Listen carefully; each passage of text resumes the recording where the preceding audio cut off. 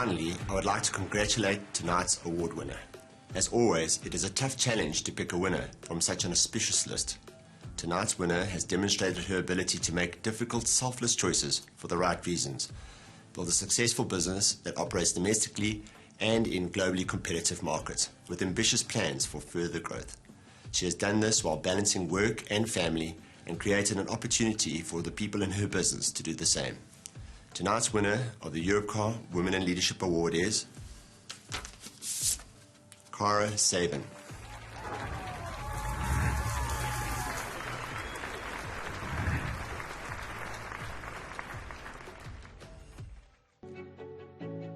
Not only is she exceptionally talented, always striving to better her product and herself, everybody works around her. Cara is the most proudly South African woman. She wants South Africa to be on the world map. That came through when she did the We Love South Africa banner after the KZN riots. She just wanted to be involved. Her integrity level is inspiration as well as a motivation for me. Embodies everything in terms of achievement. She lives and breathes her brand, the way she runs her business, the way she treats her people, the service that they provide. There's no doubt that she embodies excellence in everything that she does. The first 10 years of this business, before that, I was working as a sole proprietor, giving the business kind of everything that I had in my own right. And it was during those 10 years that really the groundwork was laid for learning about the print industry, learning about the design industry, and also just seeing the gaps in the market for what would eventually become Cara Sabin Wall Design. When Cara first started her business, she got in touch with me via email and sent me her work. I thought to myself, then skip forward a couple of years later, and I was blown away. And since that, Cara and her team are involved in most of my projects. She's created this business around doing the work for the business and being a mother all at the same time. In the business, we are all mothers, and we are all doing this massive juggle between trying to run this business as well as fetching from school and running and jumping, and Cara's given us all the opportunity.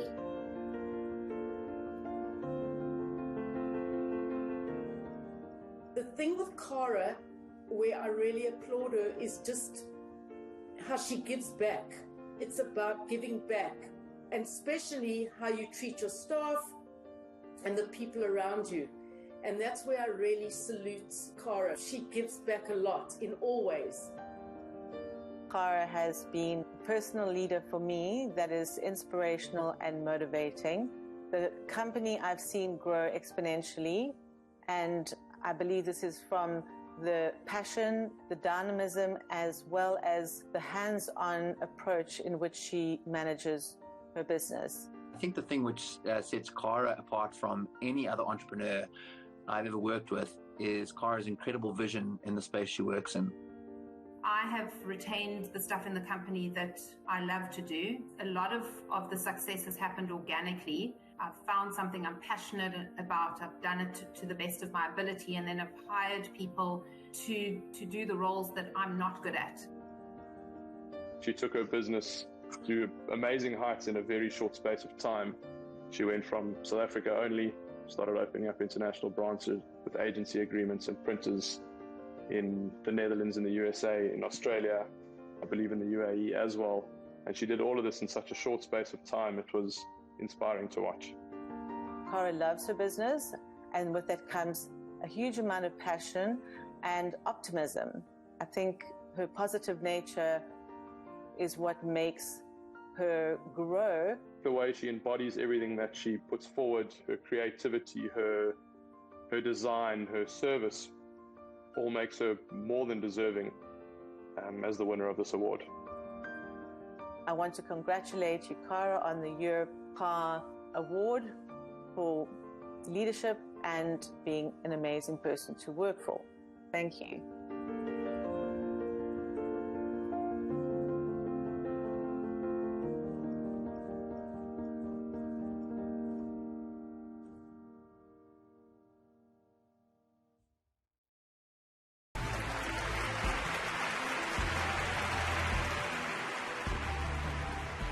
I'd first like to thank the Jewish Report for not only this incredible recognition, but for having a category that acknowledges the role that women play in business. The work you guys have done in carrying our community through the last year and a half of COVID is nothing short of heroic. And a special thank you from my mother-in-law, who I'm going to earn massive brownie points for if I mention how much she loves you guys. So during my varsity years, I used to spend long periods of time staying at my granny's flat in Sea Point. On numerous occasions, she used the words, "You girls are so lucky." I never really understood what she meant. And it's only now when I sit with awards like this that those words do make sense.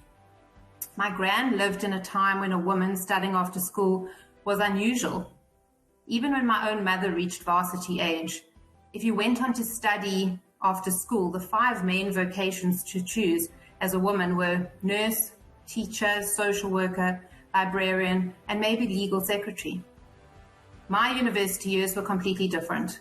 We all studied what we wanted to become. We were lucky. But then I entered the corporate world, and while I loved my job with all my heart, it had no place for me when I became a mother. I wasn't yet lucky. I wasn't yet living in a society that saw the benefit in retaining mothers in their ranks. So I did what many women in my position who refused to not see their babies till 6 p.m. did. I quit and figured out another way to make money. Once I'd figured that part out, I decided I would grow my company with the most competent people I knew, mothers. Women that didn't have the luxury to mess around or take lunch breaks or chat at a water cooler, not that you men do, but women who had mastered the art of efficiency and time management. And so we set building, with school lifts and snotty noses and homework thrown in between everything. With flexible hours or working from home, we built. And then COVID happened. And in many ways, the curtain was lifted on the reality of our lives. Children were seen in boardroom Zoom meetings and dogs were heard barking in interviews.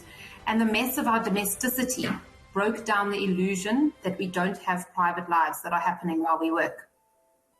Which makes me think that my daughters will also be lucky. They will also go to university, and they will also have careers, and they will be lucky enough to live in a society that doesn't offer only 2 choices for corporate women, 9 to 5, or quit when they have children. They are lucky women. I'd like to end off by dedicating this award to another woman, Stacey Klosenberg. Stacey not only nominated me for this award, but she is the person that since day one has trusted my vision of where we're going with this company. She is the ultimate juggler, the hardest worker I've ever met, strategically switched on, all while looking glamorous and groomed, and being there for not only her family, but our work family. Stace, I could not have done any of this without you, and for that I thank you.